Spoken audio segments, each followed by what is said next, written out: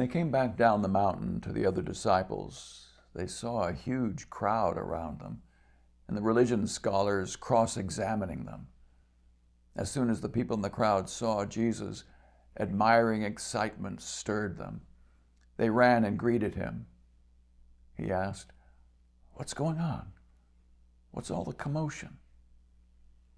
A man out of the crowd answered, "Teacher, I brought my mute son, made speechless by a demon, to you.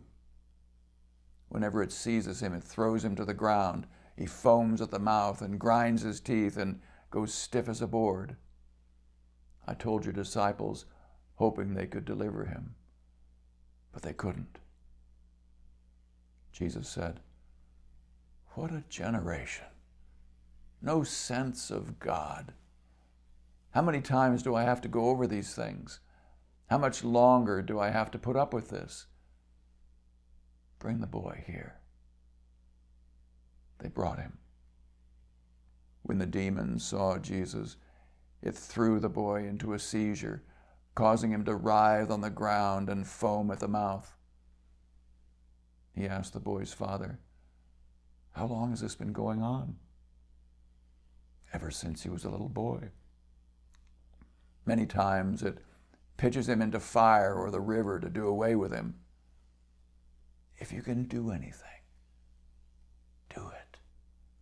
Have a heart and help us." Jesus said, "If?"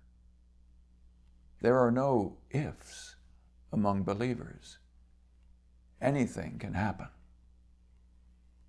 No sooner were the words out of his mouth than the father cried, "Then I believe. Help me with my doubts."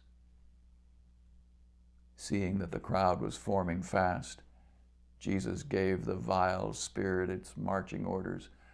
"Dumb and deaf spirit, I command you, out of him, and stay out." Screaming and with much thrashing about, it left. The boy was pale as a corpse, so people started saying, "He's dead." But Jesus, taking his hand, raised him. The boy stood up. After arriving back home, his disciples cornered Jesus and asked, "Why couldn't we throw the demon out?" He answered, "There's no way to get rid of this kind of demon except by prayer." Leaving there, they went through Galilee. He didn't want anyone to know their whereabouts, for he wanted to teach his disciples. He told them, "The Son of Man is about to be betrayed by some people who want nothing to do with God. They will murder him. 3 days after his murder, he will rise alive." They didn't know what he was talking about, but were afraid to ask him about it. They came to Capernaum, and when he was safe at home, he asked them, "What were you discussing on the road?" The silence was deafening. They'd been arguing with one another over who among them was greatest.